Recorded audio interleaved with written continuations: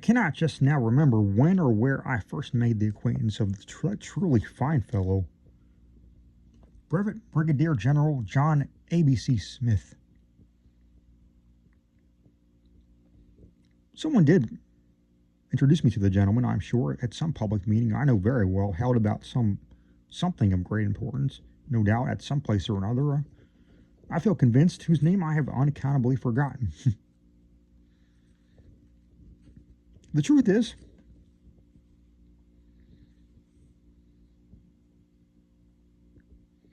the introduction was attended upon my part with a degree of anxious embarrassment, which operated to prevent any definite impressions of either time or place. I am constitutionally nervous. This, with me, is a family failing, and I can't help it. In especially the slightest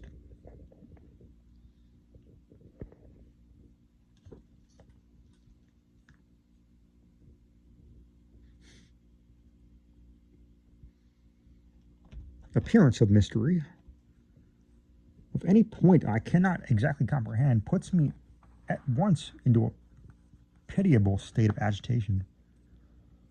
There was something, as it were, remarkable, yes, remarkable, although this is but a feeble term to express my full meaning, about the entire individuality of the personage in question. He was perhaps 6 feet in height, and of a presence singularly commanding. There was an air distinct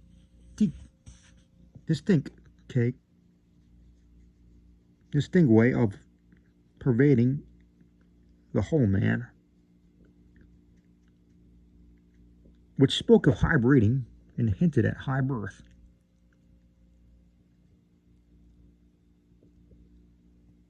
Upon this topic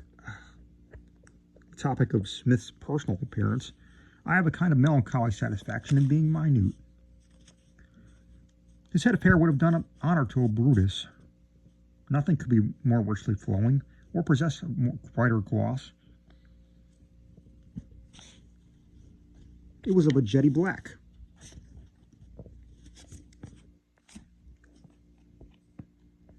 which was also the color, or more properly, the no color, of his unimaginable whiskers.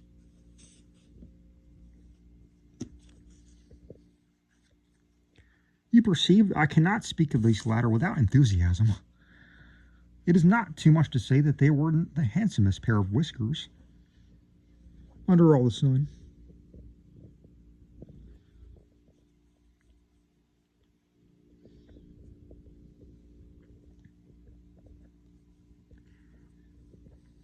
At all events, they encircled and at times partially overshadowed a mouth utterly unequaled. Here were the most entirely even and the most brilliantly, while white of all conceivable teeth. From between them, upon every proper occasion, issued a voice of surpassing clearness, melody, and strength. In the matter of eyes, also, my acquaintance was preeminently endowed. Either one of such a pair was worth a couple of the ordinary ocular organs.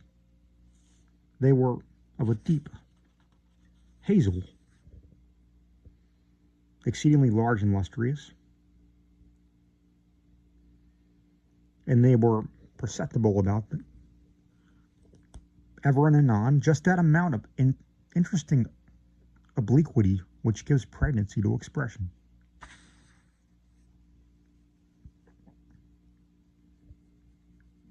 The bust of the general was unquestionably the finest bust I ever saw. For your life you could not have found a fault within its wonderful proportion. This rare peculiarity set off to a great advantage of a pair of shoulders which would have called a blush of conscious inferiority into the countenance of the marble Apollo. I have a passion for fine shoulders, and I may say that I never beheld them in perfection before. The arms altogether were admirably modeled, nor were the lower limbs less superb. These were indeed the ne plus ultra of good legs. Every connoisseur in such matters admitted the legs to be good. There was neither too much flesh or too little, neither rudeness nor fragility. I could not imagine a more graceful curve of that than that of the os femoris. And there was just that due gentle prominence in the rear of the fibula, which goes to my conformation of the properly proportioned calf. I wish to God my young and talented friend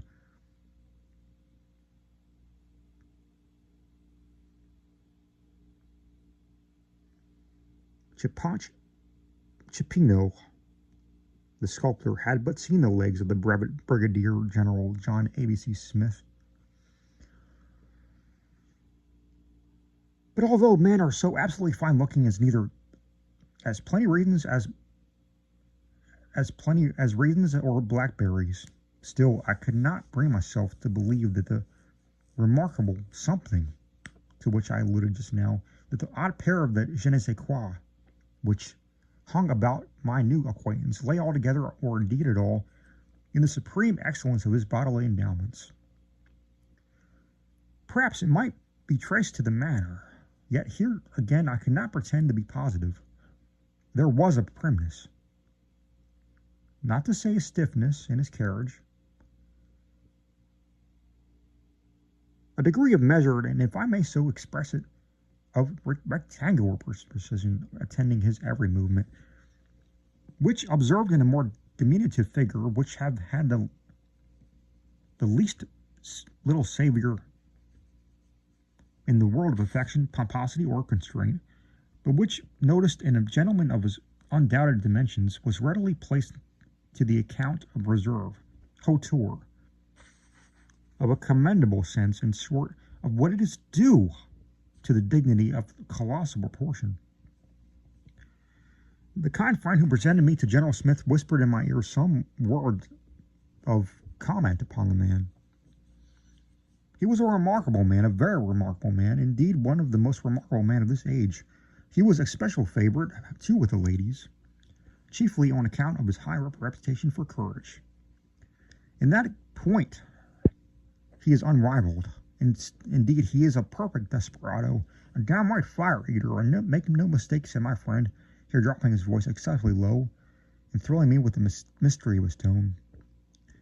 A downright fire-eater. And no mistake.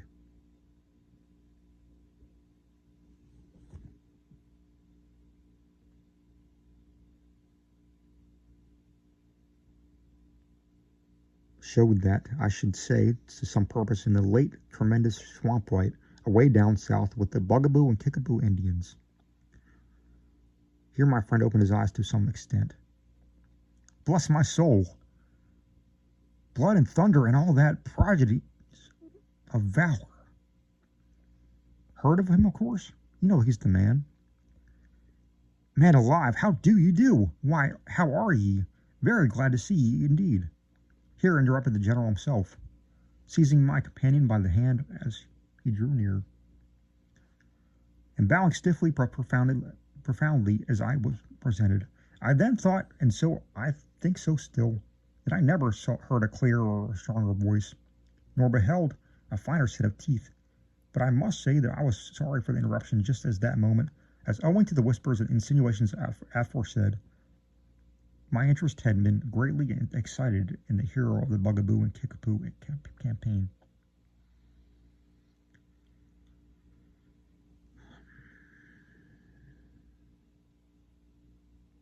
Here, however, the delightfully voluminous conversation of Brigadier General John A.B.C. Smith soon completely dissipated the chagrin. My friend leaving us immediately, we had quite a long tete-a-tete, and I was not only pleased but really instructed. I never heard a more fluent talker or a man of greater general information. With becoming modesty, he forbore, nevertheless, to touch upon the theme I had just then most at heart. I mean the mysterious circumstances attending the Bugaboo War, and on my part, what I conceived to be a proper sense of delicacy forbade me to broach the subject. Although, in truth, I was exceedingly tempted to do so. I perceived, too, that the gallant soldier preferred topics of philosophical interest, and that he delighted especially in commenting upon the rapid march of the mechanical invention. Indeed, lead him where I would, this was a point to which he was invariably coming back.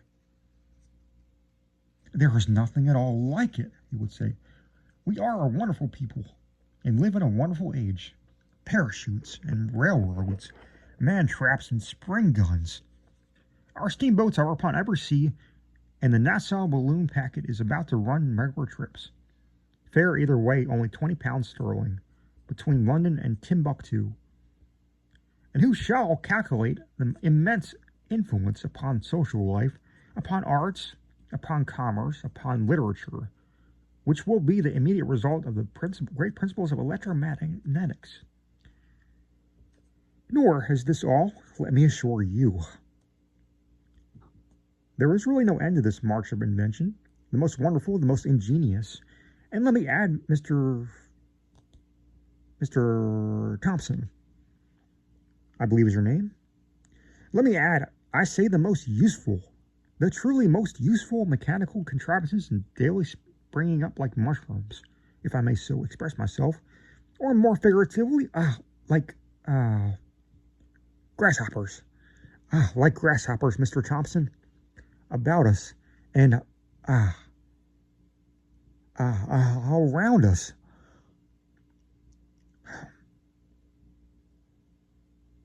Thompson, to be sure, is not my name.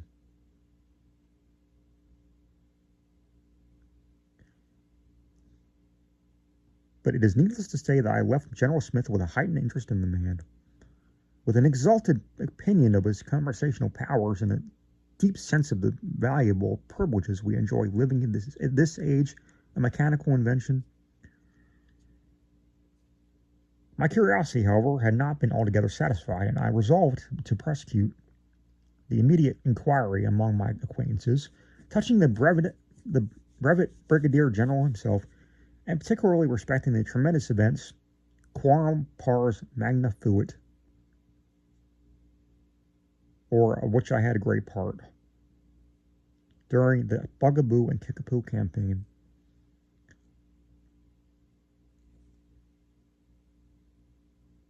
The first opportunity was presented itself, which Horresco Forense,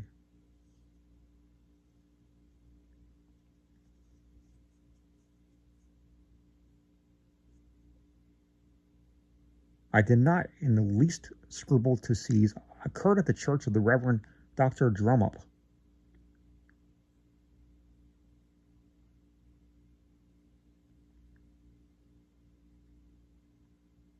Dr. Drumup, where I found myself established one Sunday just as sermon time, not only in the pew, but by the side of that worthy and communicative little friend of mine, Miss Tabitha T. Thus seated, I congratulated myself, and with much reason, upon the very flattering state of affairs. If any person knew anything about Brevet Brigadier General John A.B.C. Smith, that person, it was clear to me, was Miss Tabitha T. We telegraphed a few signals and then commenced sotto voce, a brisk tete-a-tete. Smith, said she, in reply to my very earnest inquiry. Smith, why not General ABC? Bless me, I thought you knew all about him. This is a wonderful inventive age. Horrid affair, that.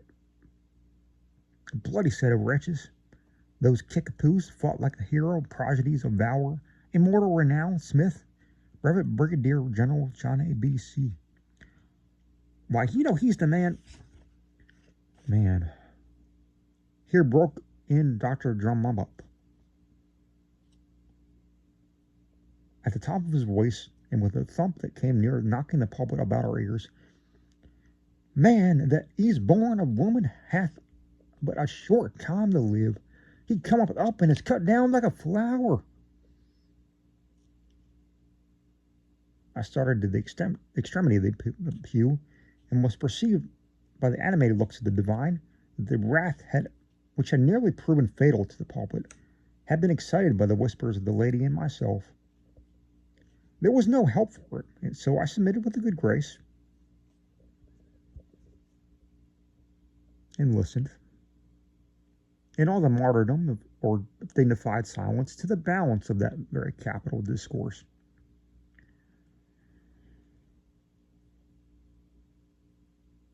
Next evening found me a somewhat late visitor at the Rantipole Theater, where I felt sure of satisfying my curiosity at once by merely stepping into the box of those exquisite specimens of affability and omniscience, the Misses Arabella and Miranda Cognoscenti, that fine tragedian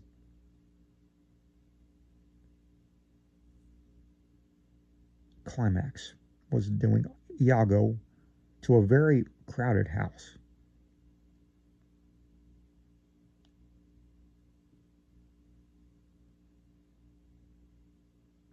That fine tragedian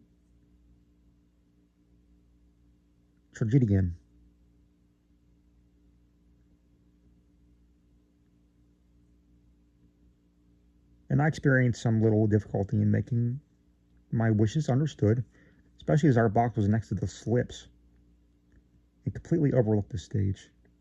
"So myth," said Miss Arabella, as she at length comprehended the purport of my query.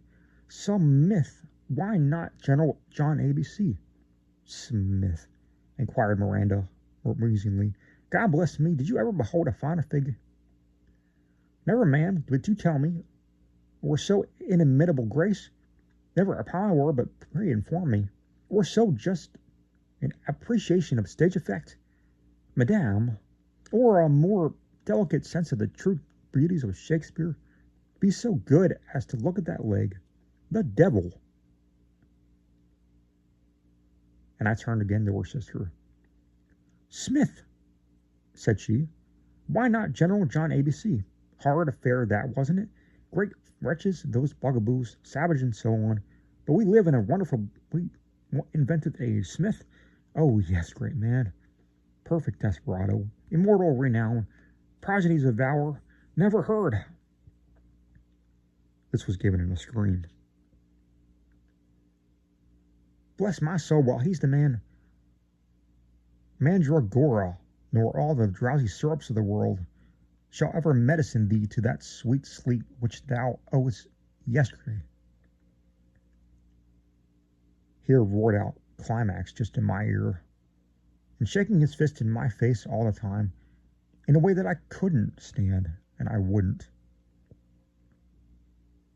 I left the Mrs. Cognoscente immediately and went behind the scenes forthwith, and gave the beggarly scoundrel such a thrashing as I trust he will remember till the day of his death. At the soiree of the lovely widow, Miss Kathleen O'Trump, I was confidently that I should meet with no similar disappointment. Accordingly, I was no longer sooner seated at the card table with my pretty hostess for a vis-a-vis than I propounded those questions to the solution of which had become a matter so essential to my peace. "Smith," said my partner, "why not General John ABC? Hard affair, wasn't that? Diamonds, did you say? Terrible wretches, those kickapoos. We are playing whist, if you please, Mr. Tattle. However, this is the age of invention, most certainly the age, one may say, the age par excellence." "Speak French?" "Excellence, eh? Oh, quite a hero, the perfect desperado, no hearts, Mr. Tattle. I don't believe it. Immortal renown and all that. Prodigies of valor. Never heard. Why, bless me, he's the man. Man," two N's, Captain Man.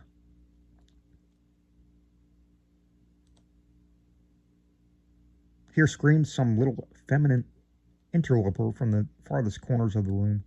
Are you talking about Captain Man and the duel? Oh, I must hear. Do tell, go on, Mrs. O'Trump. Do go on. Do now go on. And go on, Mrs. O'Trump did. All about a certain Captain Man with two ends, who was either shot or hung, or should have been shot or hung. Should have been both shot and hung. Yes, Mrs. O'Trump, she went on, and I went off. There was no chance of hearing anything further that evening in regard to Brevet Brigadier General John A.B.C. Smith. Still, I consoled myself with the reflection that the tide of ill luck would not run against me forever, so determined to make such a bold push for information at the rout of that bewitching little angel. The grateful Mrs. Poirot. Smith, said Mrs. P., as we twirled about together in a pas de zephyr. Smith, why not General John A.B.C.? Dreadful business, that of the bugaboos, wasn't it? Dreadful creatures, those Indians. Do turn out your toes. I really am ashamed of you, man of great courage. Poor fellow, but this is a wonderful age of invention. Oh, dear me, I'm out of breath. Quite a desperado, prodigies of valor. Never heard, can't believe it. I shall have to sit down and enlighten you. Smith, why, he's the man. Man Fred, I tell you. Here bawled out Mrs. Bob Blue, as I led Mrs. Poirot to a seat. Did ever anybody hear the like? It was a man Fred, I said. And not all by any means man Friday. Here Mrs. Bob Blue beckoned to me in a very peremptory manner, and I was obliged, willy-nilly, to leave Mrs. P. for the purpose of deciding a dispute touching the title of a certain poetical drama of Lord Byron's. Although I pronounced with great promptness that the true title was Man Friday, and not by any means Man Fred, and yet when I returned to seek Mrs. Poirot, she was not to be discovered, and when I made my retreat from the house in a very bitter spirit of animosity against the whole race of Bob Blues. Matters had now assumed a really serious aspect. As I recalled, resolved to call at once upon my particular friend, Mr. Theodore Sinovate, for whom I knew that here, at least, I should get something of like definite information. Smith, said he, in his well-known peculiar way of drawing out syllables. Smith, why not General John A.B.C.? Savage affair with that Kickapoos, wasn't it? Say, don't you think so? Perfect desperado.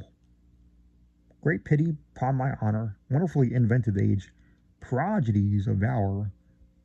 By the by, did you ever hear about Captain Man?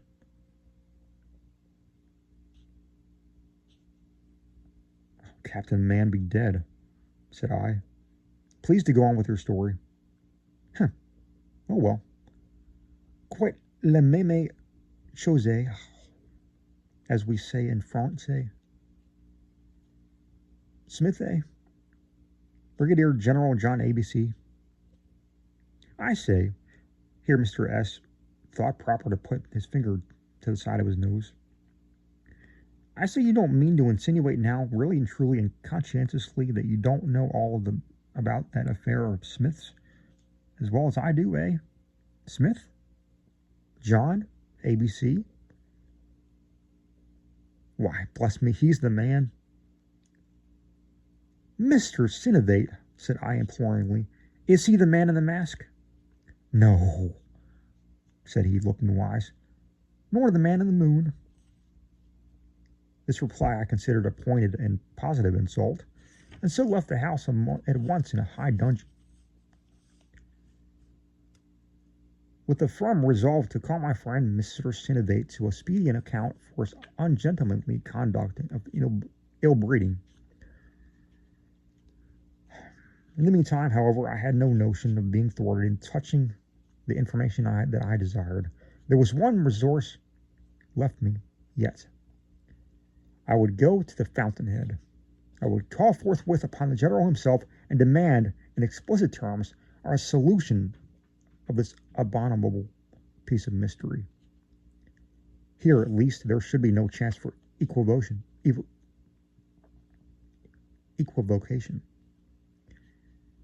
I would be plain, positive, peremptory, as short as pie crust, as concise as Tacitus or Montesquieu. It was early when I called, and the general was dressing, but I pleaded urgent business and was shown at once in his bedroom by an old Negro valet, who remained in attendance during my visit. As I entered the chamber, I looked about, of course, for the occupant, but did not immediately perceive him.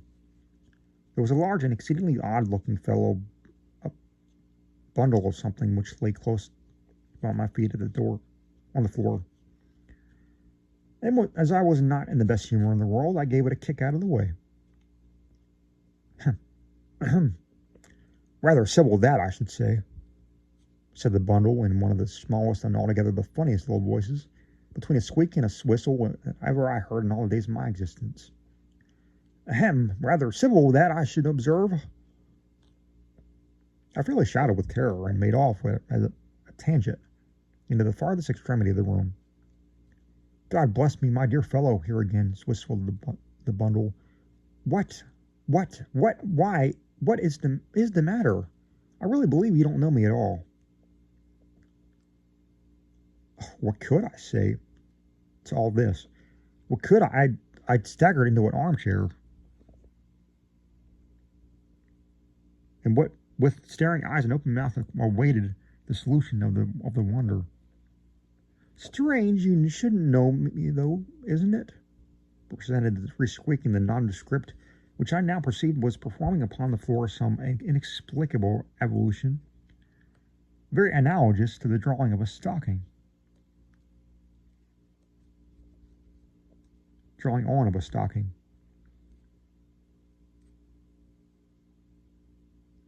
There was only a single leg, however apparent. Strange, you shouldn't know me, though, isn't it, Pompey? Pompey, bring me that leg. Here Pompey handed the bundle a very capital cork leg, already dressed, which it screwed on in a trice. Then it stood up before my eyes. And a bloody action it was, continued the thing, as if in a soliloquy. But then one mustn't fight with the bugaboos and kickapoos. And think of coming off with a mere scratch, Pompey. I'll thank you now for that arm, Tomas.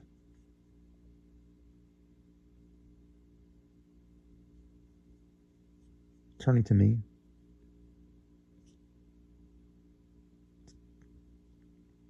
it's decidedly the best hand at a cork leg. But if you should ever want an arm, my dear fellow, you really must let me recommend you to Bishop. Here Pompey screwed on an arm. We had rather hot work of it, that you may say. Now, you dog, clip on my shoulders and bosom. Petite, make the best shoulders, but for a bosom you will have to go to Ducros. Bosom, said I. Pompey, will you never be ready with that wig? Scalping is a rough business, after all, but then you can procure such a capital scratch at Delorme's. Scratch? Now, you nigger, my teeth. For a good set of these, you'd have to better go to Parmley's at once. Good high prices, but excellent work. I swallowed some very capital articles, though, when the big bugaboo rammed me down with the butt end of his rifle. Butt end rammed down my eye. Oh, yes, by the by, my eye, here. Pompey, you scamp, screw it in. Those kickapoos are not so very slow at a gouge, but he's a belly man, that Dr. Williams, after all. You can't imagine how well I see with the eyes of his make. I now began very clearly to perceive that the object before me was nothing more nor less than my new acquaintance, Brevet Brigadier General John A.B.C. Smith.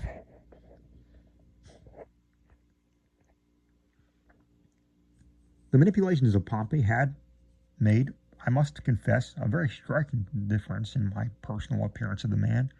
The voice, however, still puzzled me no little, but even this apparent mystery was speedily cleared up. Pompey, you black rascal, squeaked the general. I really do believe you would let me go out without my pallet. Hereupon the Negro, grumbling out of an apology, went up to his master, opened his mouth with a knowing air of a horse jockey, and adjusted therein a somewhat singular-looking machine in a very dexterous manner that I could not altogether comprehend. The alteration, however, in the entire expression of the general's countenance was instantaneous and surprising. When he again spoke, the voice had resumed all that rich melody and strength which I had noticed upon our original introduction. "Damn the vagabonds," said he, in so clear a tone that I positively started at the change. "Damn the vagabonds. They not only knocked in the roof of my mouth, but they took the trouble to cut off at least 7/8 of my tongue. There isn't Bonfanti's equal, however, in America for really good articles of this description. I can recommend him to you with confidence." The general bowed, "and assure you that I have the greatest pleasure in so doing." I acknowledged his kindness in my best manner, and took leave of him at once, with a perfect understanding of the true state of affairs, with a full comprehension of the mystery which had troubled me so long. It was evident. It was a clear case. Brevet Brigadier General John A.B.C. Smith was the man.